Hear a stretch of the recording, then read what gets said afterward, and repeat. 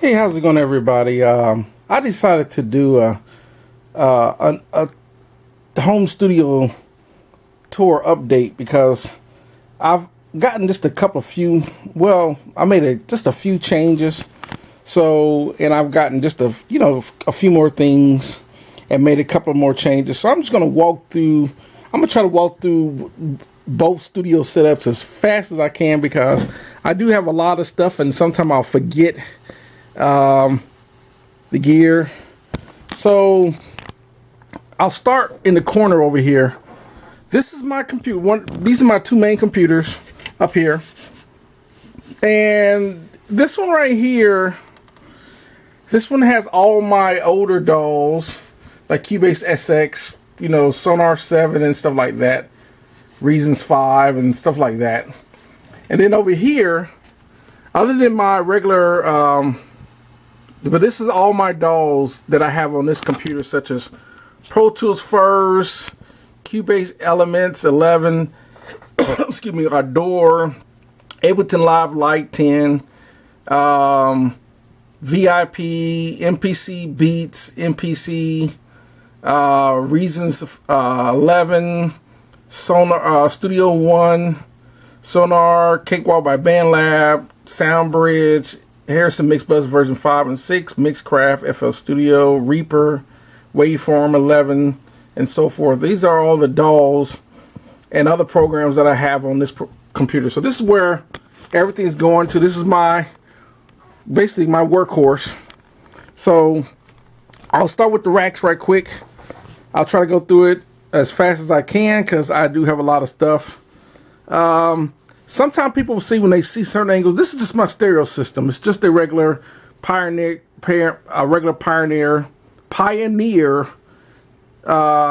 double deck with a Kenwood EQ. And that's my Technics, basically receiver. And then of course the Pioneer multi 24, multi CD player. And then of course I got a pair of speakers here, the Infinities, the Cerwin Vegas over there with a Sony sub. That's the stereo system over here. I don't know how much longer I'm gonna keep this in this room because it just take a room just like with this computer desk right here. I don't know how long I'm gonna keep it in here. Anyhow, so I'm gonna go through the gear right quick. All I have right here is just a little Art MP Studio. It's just a little small one single channel preamp. Then one of the first preamps I ever bought was just a Presonus. It's called the 2 Pre. It's, of course, it's discontinued like most Presonus gear. Just like this Presonus Bluetooth, it's also discontinued. It's the first one. They got a version 2, but that's discontinued as well. Presonus love to discontinue their gear if they can't keep, selling. If they feel that if they're not making. If they don't sell more than 10 or whatever, I don't know what the deal is with Persona, but they'll discontinue. They'll make something, then they'll just discontinue it. So majority of the Presonus gear that I got is discontinued. To move on. This is my Avalon preamp that I have, the 737, VT737. Then I got a pair of Presonus Studio channels. This is called the Presonus Studio channel, basically. And then I got a pair of Art Pro MPA. These are the M Pro MPA 2s. And then below that is the Afix. This is the Afix 2-channel preamp, model number 107. And then I have a Behringer 2 preamp. And that's it for preamps, except for, well, I'll take that back. I got another Art channel, single channel Pro channel right here, and then I got the Behringer Ultra Voice channel strip right here. Other than that, of course, you got the Behringer Truths. Those are the B2031A Truths monitors. Then I got the JBL 305 monitors. Then a pair of the Alesis monitor ones, and then of course the same Allen and Heath GL3800 48-channel console. And then in this rack, I have the Orban 621 Paramount EQ, a pair of the Behringer. These are the Pro Q EQs. Then I got another Orban 672A. This one is having some issues, so I'm gonna have to have that one looked at. And this one also making a little noise. I'm gonna have to have that looked at. I don't know if I'm gonna get it recapped or something. Then I have the Afix. This is Afix model number 109 parametric EQ, and then I got a pair of the Clark Technic Pultec style EQs called the EQP KTs by Clark Technics, and that's what I have here.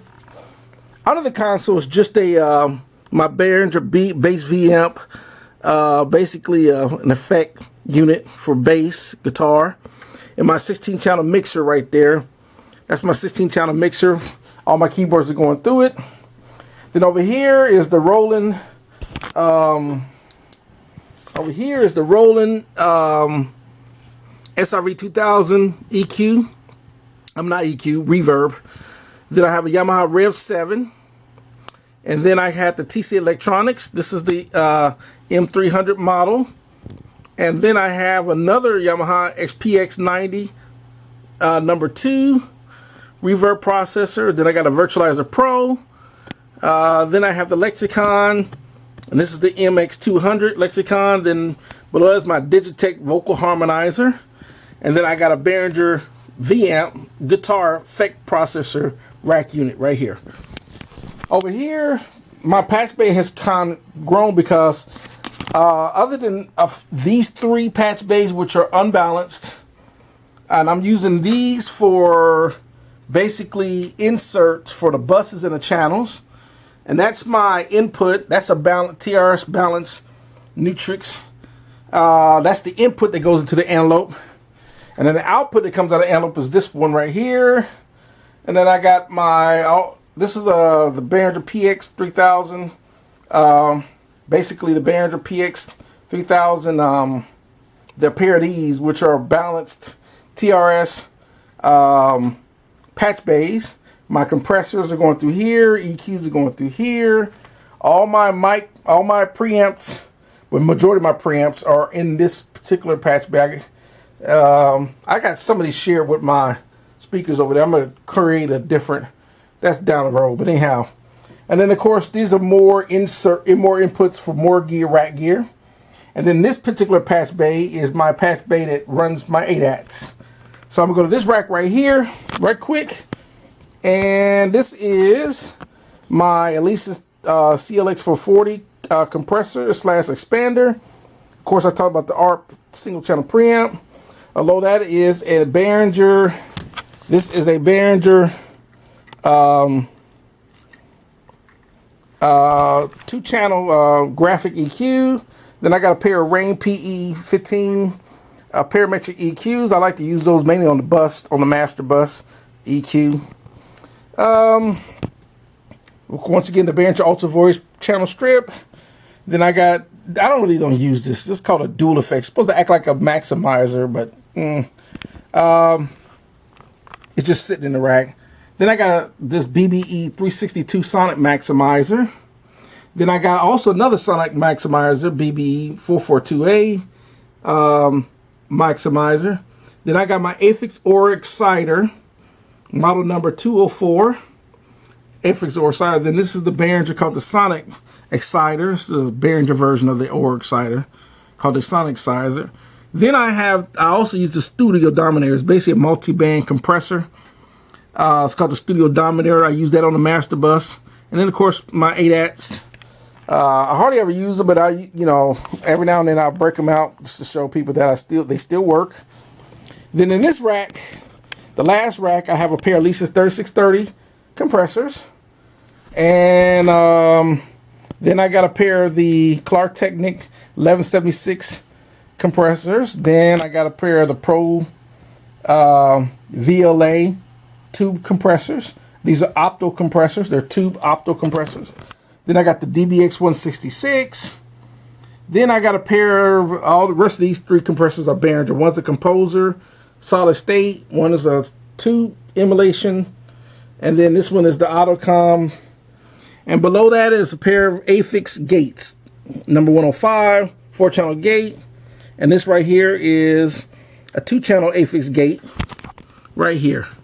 So those are the gates, and then of course I have a DBX 266 compressor here. It's not working right, so I don't use it. And then I got a pair of these amps. This Crown amp, which powers my studio monitors, and then this other amp. I haven't used this in years. It just looks cool sitting in the rack. Other than that, I got a pair of. Other than that, I just got a pair of my MIDI controllers. This MIDI controller is with that computer. This MIDI controller is for that computer. This is the Behringer Motor 49, fully automation. So when you turn it on, you know, it does that, and then, you know, everything's fully automated with the pads and the encoders and everything. So I use this. And then my M Audio Control 49 is another. It's a DAW controller / MIDI keyboard. And it works based on whatever DAW you're working on. So that's the reason why I bought it. So when I turn it on, it turns on. And whatever DAW, once it turns on, you hear little, from my little speakers over there. Okay, that saw it. And it has, like, if I'm working in Pro Tools or Ableton Live, Pro Tools, Logic Pro X, Cubase, Bitwig, FL Studio, Reaper, Studio One, MPC, or just a regular plain common DAW. You can set that, and it'll set the board up based on the DAW you're working with. Of course, it still has all the pads, you know, stuff like that, your controllers, your encoders, your faders. And this is semi-weighted, so it's got a really nice action. So those are the MIDI controllers. And then, of course, over here is my MPC Studio. And I use this when I'm creating beats, when I'm doing MPC stuff, you know, so that everybody knows that my beats, that's what that is. You can see I got to hurry up because I'm running out of time. Oh, I forgot one more compressor. This is another compressor I have up here, single channel by Personas. Of course, it's discontinued as well. Common. I also forgot about the rack. This Behringer is the audio interface going to my older computer. You can see all my patch bay cables I got on the floor. I'm basically organizing my patch cables. And then, of course, my first interface that I bought was the M Audio Omni Studio. I've stopped using it because it's just dated. And then, of course, the Antelope Orion Gen version 3, and that is the audio interface that I'm using for, you know, that's the main audio interface up here. Other than that, same keyboards, my Motif, the first generation Motif, and then I got my Ensoniq SQ1 Plus, first board I ever bought, then my Korg Triton Studio, and then my Korg Trinity V3, and then the Roland XP80 over here. And then I have over here, this is my Ensoniq MR61 and my Roland Phantom S. And that's pretty much it for boards up here. On the stand up right here, this is the Rode NT2A, one of my go-to mics. I do have some tube mic up here. It's basically an AKG C12 emulator. This is my ribbon mic. I keep it upright because with ribbon mics, as you can see, this is a Ribbon R80 MXL ribbon mic. I keep it upright because you don't want to lay ribbon mics. You don't like to lay ribbon mics down because the materials start to slag, and then the integrity of the ribbon mic loses its ability to function properly. So I leave them vertical. Yeah, if you got any ribbon mics, try to keep them vertical like that, so you don't, because it's the way ribbons are designed. This is kind of like my mic locker. I got a Marshall MXL 440 in there. In this bag, I got this is a Marshall 670, it's my AT 2020, AKG 440. I got a couple of them, the I got a couple of Shure SM57s, some a pair of Behringer B1s, of course the Warm Audio 47 Juniors, and I have another Marshall in here. Then of course I got my tube mic in this bag as well, but it's kind of like my mini mic wall, where I keep my mics. I got another Behringer B1 in there in that little box there. So mic locker for now. I'm trying to rush because I'm running out of time. My little drum kit, a mic drum kit in that box.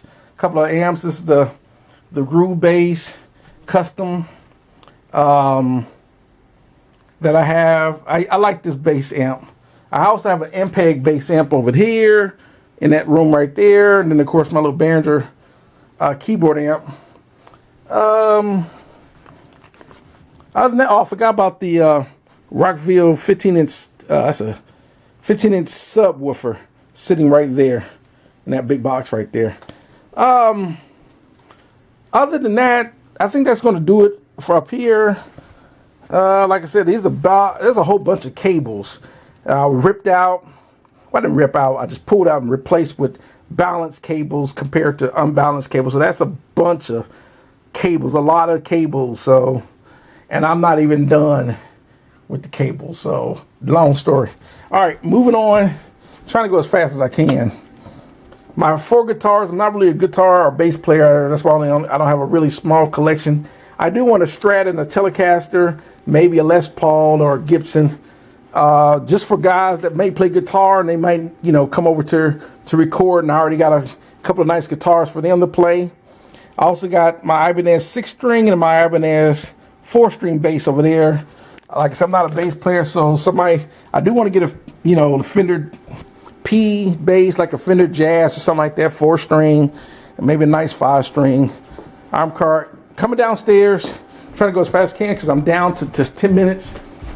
That's the way these cameras are designed. And you don't get a whole lot of, you really don't get a whole lot. So I'm going to turn on some lighting in here. There we go. Give it a little ambience. All right. Setting in this corner, this right here is my Korg Chrome. And of course, my go-to board is my Yamaha Motif XF6. And then when I'm sitting here, sometime I'm sitting here, this is the let me move this controller, my M-Audio key station controller. That's key station right there, controller. This is the MXL. This right here is the MX8000. Basically a 48 channel analog console, but it's really 24 channels. They just shared. So you have 48 inputs. It does have inputs and outputs, bus outputs on the bus as well, 8 bus. And it does have 6 auxiliaries, meter bridge, and so forth. So this is what I use a lot. Other than that, we're sitting over here. Let me move this over here so you can see. This is the computer, and a lot of stuff when I'm doing when I do a lot of videos, especially when I'm doing, cakewalk tutorials. This is the computer I'm using. It's just a regular Toshiba laptop. That's it. These are the Behringer MS40s. And then I got a pair of the, basically another pair of Behringer Truths B2031As. Once again, what I love about when you got your stuff right here, I got the channel. Look where I got the volume. Barely can hear the speakers. That's what I love about it. It's pretty quiet. So you hear a little bit of speaker hiss. That's about it. And I got the volumes up. This is where the volume is up. As you can see. And I barely hear the speakers, but I can hear them So, other than that, This is the other interface, another Behringer Firepower interface that I'm using for downstairs. And other than that, the fader port controller. Then I have over here PreSonus, basic PreSonus 8-channel compressor. I have channels 1 and 2 because that's the main two channels I use the most. Channels 1 and 2. And I got to insert it coming out of the channel into this compressor, and then it returns back to the channel. So basically this channel, it's like I have compressor on this channel, and I can set the gate and the compressors with that. And it definitely helps with the tone. Then the other rack gear that I have, other than that, I use this Logitech, but I mainly use it for the subwoofer right here.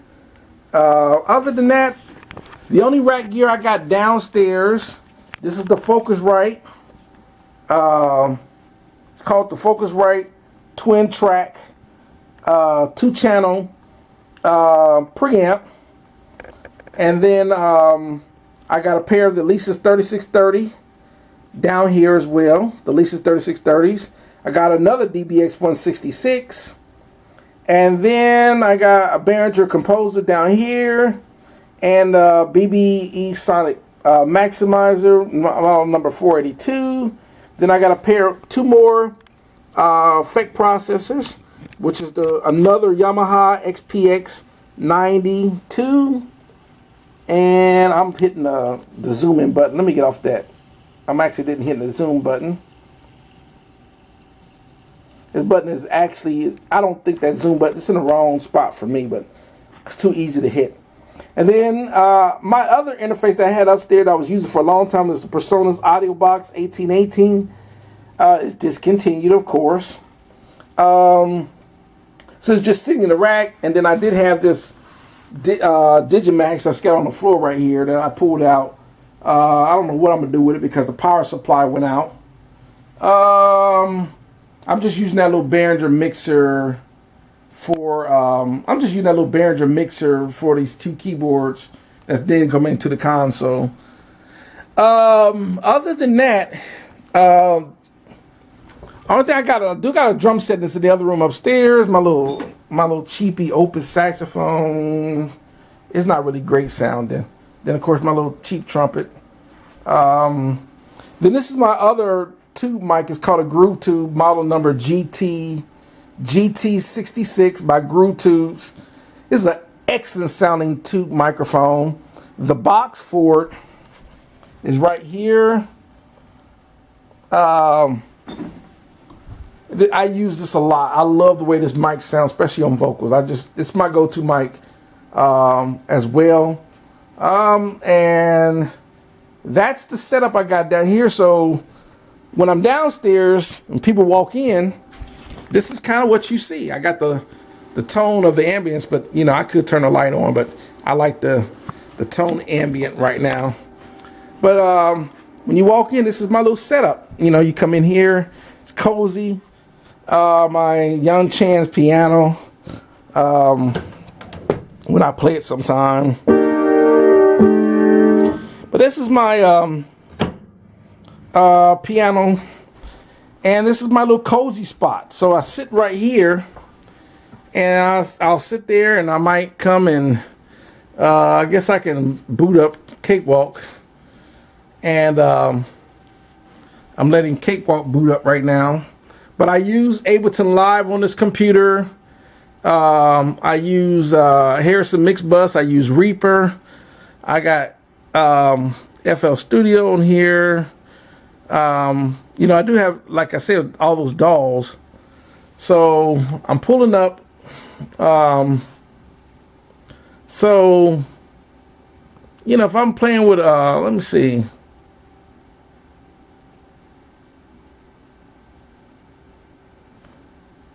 I think I was messing with this track, so.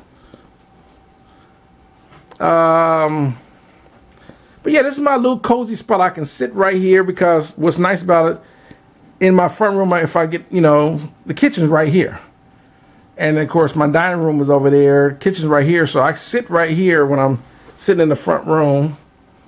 And I don't know if I haven't played this in a minute. Let me see. So this is another track I'm working on.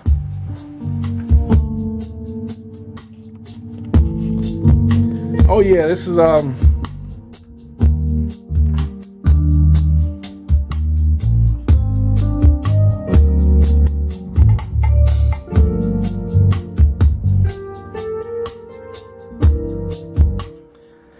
I'm working on this track right now. So that's right now. So of course you can see, because I got two set of screens.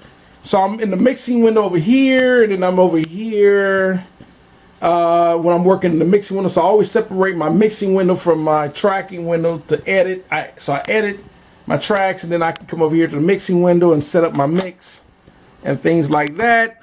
So that's going to do it for Studio Update, and that's pretty much what I got going on for 2021. And that's going to do it for this video. Thanks for watching, and we'll see you in the next one.